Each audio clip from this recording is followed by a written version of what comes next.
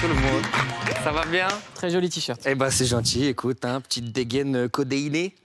Hein, faut pas qu'il y ait un rappeur qui passe, il va me boire. Faut faire très attention. Non, je suis content, il y a que de très bonnes énergies aujourd'hui, que des gens que j'apprécie beaucoup. Et ça me fait du bien parce que je suis dans une période un peu compliquée en ce moment. Voilà, Kishta, c'est ma petite chatte qui vit chez moi. Et bah ça y est, c'est plus un enfant, quoi. Ça y est, c'est une adulte. Et c'est dur. C'est dur. Je lui dis Kishta, concentre-toi sur les études. Les mecs, c'est tous les mêmes, ils pensent qu'à eux. Mais ça y est, m'écoute pas. Ça y est, elle écoute Taïk, je deviens fou. Ça y est, 5 h du matin, elle crie comme ça, j'ai envie de baiser. Je sais pas, mais ça fait peur. Je sais pas si vous avez déjà des chats, mais ils passent pas par 4 chemins. Mais je te jure, mais je me suis jamais senti aussi puritain de toute ma vie, Mouloud. Elle est là, elle vient, j'ai envie de baiser. Moi, je suis là, j'ai Kishta, le langage. Tu en es où dans tes leçons de piano? Kishta. Je te jure, ça fait peur. Là, c'est fini. C'est fini le temps où elle dormait dans ma capuche, en mignonnerie. Ça y est, là, elle se met devant la fenêtre. Il y a tous les chats du quartier qui viennent, ces charros, comme ça, ils la regardent, comme ça. Elle est kiffe. Elle a exactement la même stratégie que les travailleuses du sexe aux Pays-Bas. Moi, ça me fait péter un câble. Je suis ouvert d'esprit, hein, mais je tire le rideau comme ça. Elle me dit, t'es pas mon père, je fais ce que je veux. C'est très dur.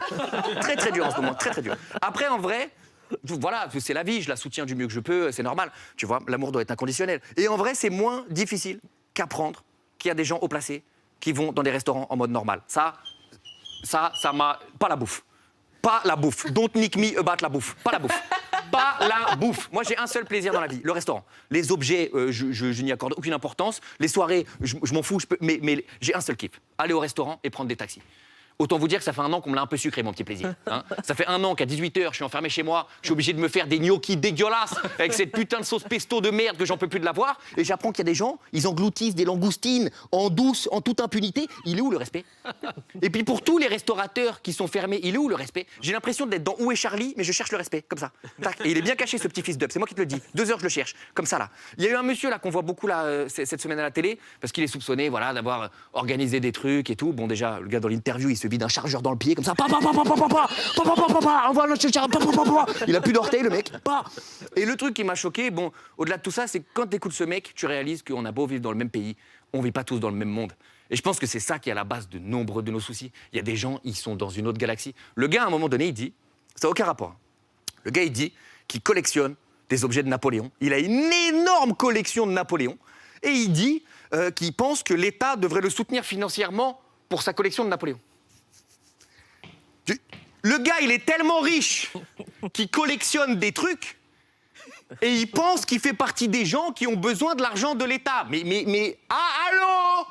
Il faut s'asseoir, monsieur, prendre un verre d'eau, prendre du recul sur la situation, comprenez? Et surtout, monsieur, vendez pas votre cerveau aux enchères, vous n'allez pas faire un gros billet. Je vous le dis tout de suite. Vous réalisez l'insolence actuellement? J'ai besoin d'argent pour ma collection d'objets qui servent à rien.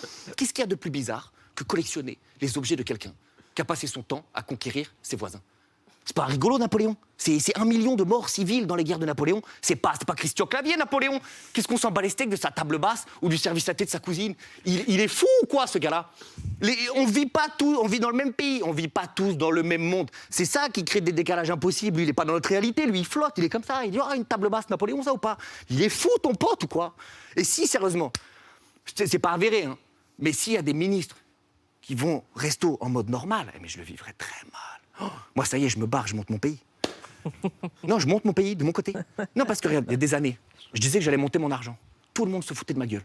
C'est les mêmes, ils me parlent de Bitcoin toute la journée. Je vais monter un pays, pas de territoire. Non, j'enlève cette notion. Premier pays avec des frontières psychologiques.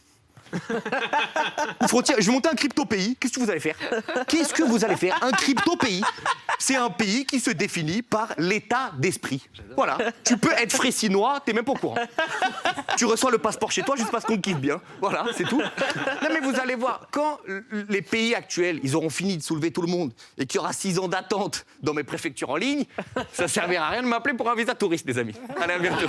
Salut, on a hâte d'aller en Fressigny, Roman.